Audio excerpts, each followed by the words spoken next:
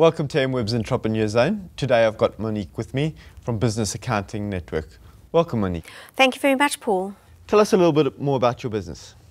Well, our business is a very unique concept in the fact that it is an accounting franchise, quite different to your traditional accounting firms. And how did you get started in this? Well, I got started when I worked for one of the top 6 audit firms in South Africa as one of the managers or senior managers running their small and medium enterprise division. And I noticed that small business owners really could not afford their rates due to their overhead structures. And also they really needed the level of expertise that you would usually find in these larger firms. So what was happening was that they were leaving these firms and they were settling for less expertise and paying more in the long run. And also they weren't getting the advice that they needed. So I saw a gap in the market or an opportunity where I thought, well, we could break down the structure of these firms by franchising. And we now have our franchisees are made up of mostly the large audit firm ex-employees who are now business owners themselves. And a franchise model is quite different to the traditional accounting or professional services firm. Tell us some of the challenges with that. The challenges that we face is probably twofold. The first one is recruiting the right franchisee. So that is one of our challenges. We have a high performance recruitment process, which really at the end of the day we do get really top franchisees. The other challenge that we have is business to business clients. So our ideal client or our ideal business owner is somebody that is established probably around about 5 years plus and who's ready to take their business to the next level. In choosing people to open up franchises for you, what are the qualities that you look for? And if you were to advise someone that's looking at starting a franchise, what are the qualities that they should have? Well, what we are a very firm believer in is psychometric testing. And the quality that we're looking for there is an individual that's a high task person, a conscientious person, attention to detail, works very well under pressure, multitasker. And the second quality we look for is either a driver kind of personality to go with that high task, or we're looking for more of an influential type of person. When we were chatting earlier, you said one of the things that people will struggle with is if they're inflexible or relatively rigid. As someone that's started a small business that's grown quite substantially, tell us how you've seen the need to be flexible. Well, I think flexibility is the key thing here in this kind of industry because you're dealing with so many different types of business owners and different industries and different businesses, as opposed to in commerce where you're dealing with one kind of industry, with one kind of set routine that you do on a monthly basis. So you need to be able to stretch yourself and you need to be able to multitask. If you're a person that's more steady and prefers set kind of routines and work, it's not going to work for you in our industry, I'm afraid. You've needed to establish a brand in terms of providing service. Tell us about how you've gone and built that brand and how you've ensured the quality of your service. Well, what we do offer, and independent accountants and small practices don't, and what we're able to offer small businesses are workshops and seminars. So we offer that on a bi-monthly basis to small business owners for free.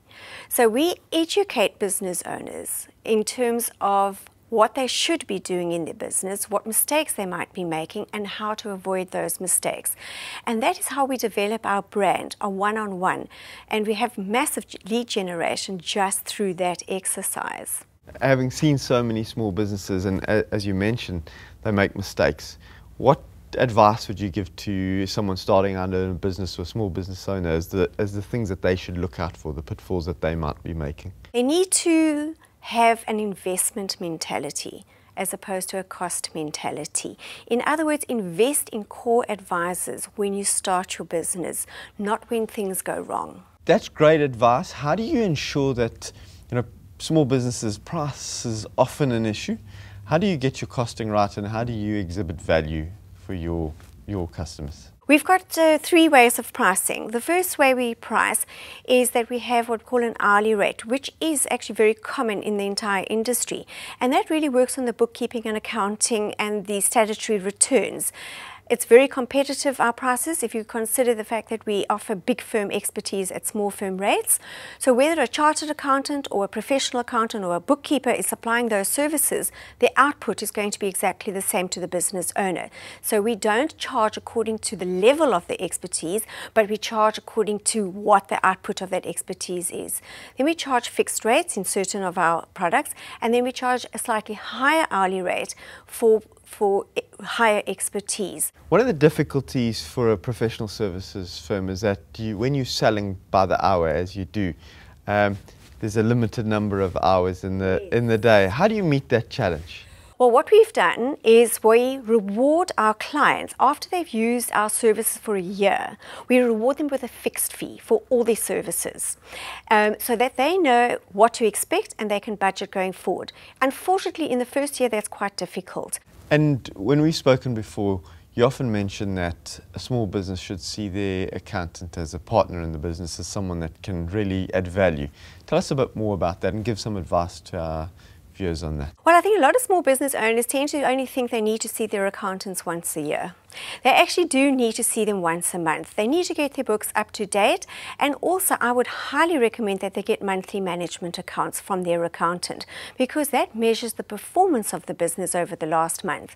And an accountant can't advise that business owner without those management accounts. Having a large network now of franchisees, how do you keep them motivated? How do you keep them performing to the level that you need them to perform to maintain the brand? Well, what we offer them every single month is training. So they all get together at a central point for training. So they get together, they talk about their problems that they had during that month.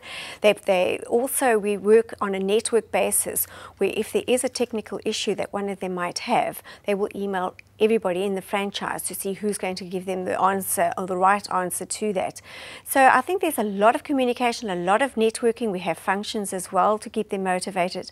And I think mostly the technical updates that they have coming through to that. We also offer them the opportunity to give training to the franchise. So where they've got to get into the books and study and do presentations. And I think quite a few of them enjoy doing that as well. And obviously your business is all about services, the service you provide to other small businesses. What do you think the keys are to providing great customer service? I think the key thing is to be passionate about what you do in the service that you offer. But more so, I would say that look beyond just being an accountant. Be the business owner as well. Because you're only a good accountant if you're a good business owner.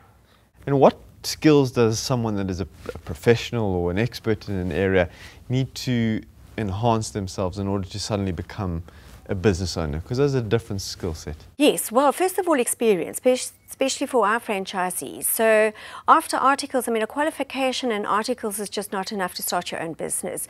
We are looking at least 5 years post-article experience, but preferably in our kind of accounting environment. Unfortunately, commerce does not necessarily give them that experience because it's really one-sided in a particular industry. That brings us on to our rapid-fire questions.